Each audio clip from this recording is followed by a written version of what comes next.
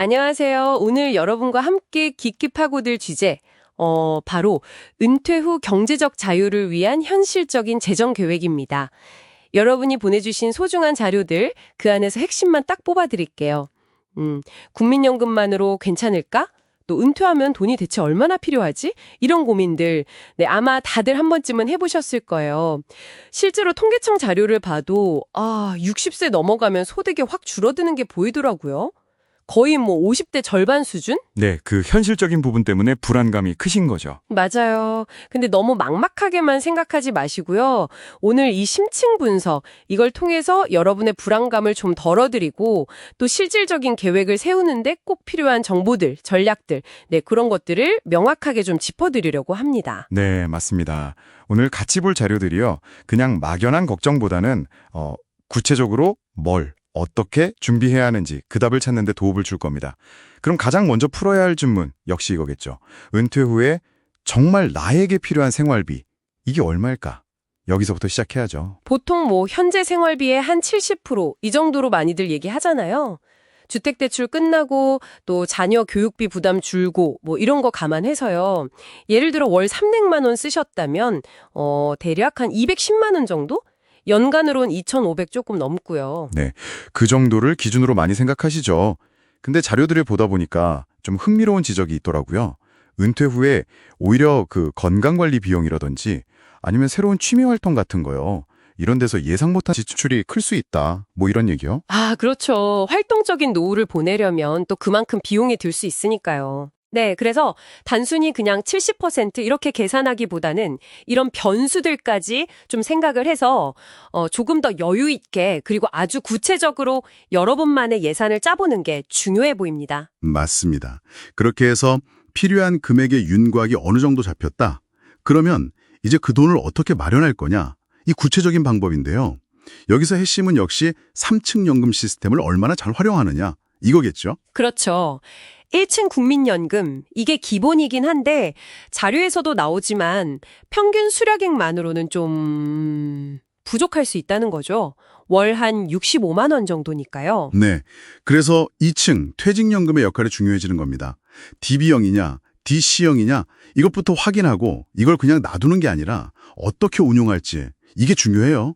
중도인출은 정말 최후의 보루로 생각해야 하고요. 맞아요. 그 자료에서도 DB형, DC형 특징이랑 운용 전략 차이를 좀 강조하더라고요. 내 투자 성향이나 시장 상황에 맞춰서 고민해 보라는 거겠죠. 그리고 정말 중요한 3층 개인연금, 그러니까 IRP나 연금저축이요. 이건 아무리 강조해도 지나치지 않습니다. 연 700만 원까지 세액공제 혜택, 이게 13.2%. 또는 16.5%잖아요. 거의 국가가 주는 보너스죠. 그렇죠. 그냥 세금 혜택으로만 볼 게 아니더라고요. 어떤 자료에선 이걸 장기적인 복리 효과를 극대화하는 아주 강력한 투자 도구로 활용하라고 조언하고 있었어요. 네, 예를 들어서 월 50만 원씩 한 연 5% 수익률로 15년만 꾸준히 넣어도요. 이게 모이면 1억 3천만 원 정도 되거든요. 그럼 이걸 20년 동안 나눠받으면 월 50만 원 넘는 추가 소득이 생기는 거죠. 무시 못하죠. 와, 그렇게 보니까 크네요. 근데 연금만으로는 또 부족할 수 있으니까 결국은 투자 얘기도 안 할 수가 없어요.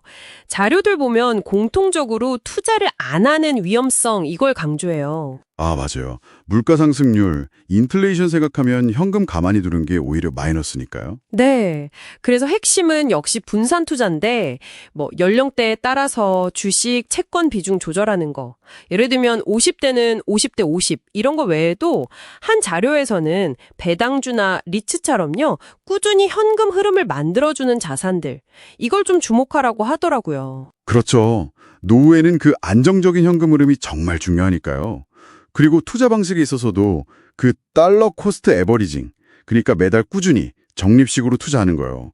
이걸로 시장 변동성 위험을 줄이는 전략, 이게 여러 자료에서 공통적으로 나오더라고요. 네, 막 시장 타이밍 맞추려고 애쓰기보다는 꾸준히 넣는 게 답이라는 거죠. 정확합니다.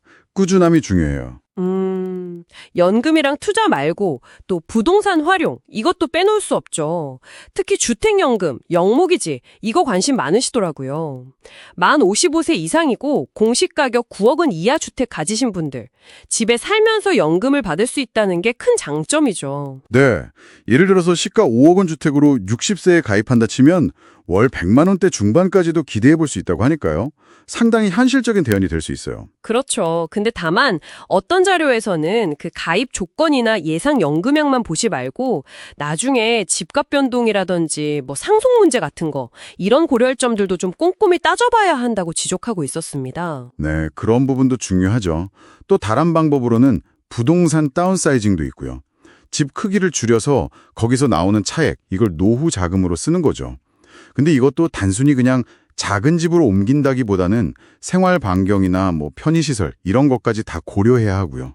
맞아요. 현명한 선택이 필요하죠. 그리고 이런 자산 활용이랑 같이 불필요한 보험 정리한다거나 통신비 아끼고 외식돈 줄이고 이런 생활 속 지출 관리 이것도 꾸준히 해야 한다고 자료들에서 계속 강조하고 있습니다. 마지막으로요. 은퇴 후에도 소득의 끈을 놓지 않는 것. 이것도 여러 자료에서 중요하게 다루고 있었어요. 뭐 경력을 살려서 재취업을 하거나 파트타임 일자리를 구하거나 아니면 소자본 창업도 좋고요. 아니면 아까 얘기했던 배당금이나 부동산 임대료 같은 거 그런 자본소득을 늘려나가는 것도 방법이죠. 네, 완전히 일을 놓기보다는 조금이라도 경제활동을 유지하는 게 뭐 금전적인 면도 그렇지만 심리적인 안정감에도 도움이 된다는 의견이 많았습니다. 자, 그럼 오늘 여러분 자료를 통해 깊이 파고든 내용들 한번 정리해 볼까요? 첫째는 그냥 막연히 70% 이게 아니라 예상 못한 지출까지 고려해서 나만의 은퇴 필요 자금을 구체적으로 계산해 보는 것. 네, 그게 시작이죠. 둘째는 3층 연금 시스템, 특히 IRP 같은 개인연금 혜택이랑 장기 투자 효과를 최대한 활용하는 것. 셋째, 물가 상승 이기는 분산 투자. 특히 꾸준한 현금 흐름 만드는 자산, 그리고 적립식 투자 전략 활용하는 것. 꾸준함이 중요하고요. 넷째는 주택연금이나 다운사이징 같은 부동산 활용법, 그리고 생활 속 지출 관리, 이걸 같이 하는 것. 마지막으로 가능하면 소득원을 좀 다양하게 만들어 놓는 것. 네, 이게 핵심이었습니다. 경제적으로 자유로운 노후요. 이게 뭐 그냥 저절로 오는 건 아니죠. 하지만 오늘 살펴본 것처럼 여러분이 보내주신 그 자료들 속에 체계적으로 준비할 수 있는 현실적인 방법들이 분명히 있습니다. 완벽한 계획을 기다리기보다 오늘 당장 실천할 수 있는 작은 것 하나, 거기서부터 시작하는 용기가 중요하다고 생각합니다. 네, 맞습니다. 마지막으로 여러분께 이런 질문 하나 던지면서 마무리하고 싶네요. 여러분이 꿈꾸는 경제적으로 자유로운 노후, 이게 단순히 통장 잔고의 숫자를 넘어서 구체적으로 어떤 삶의 모습인가요? 그리고 그 모습을 현실로 만들기 위해서 바로 오늘 여러분이 당장 시작할 수 있는 가장 작은 첫걸음은 무엇일까요? 한번 진지하게 고민해 보시면 좋겠습니다.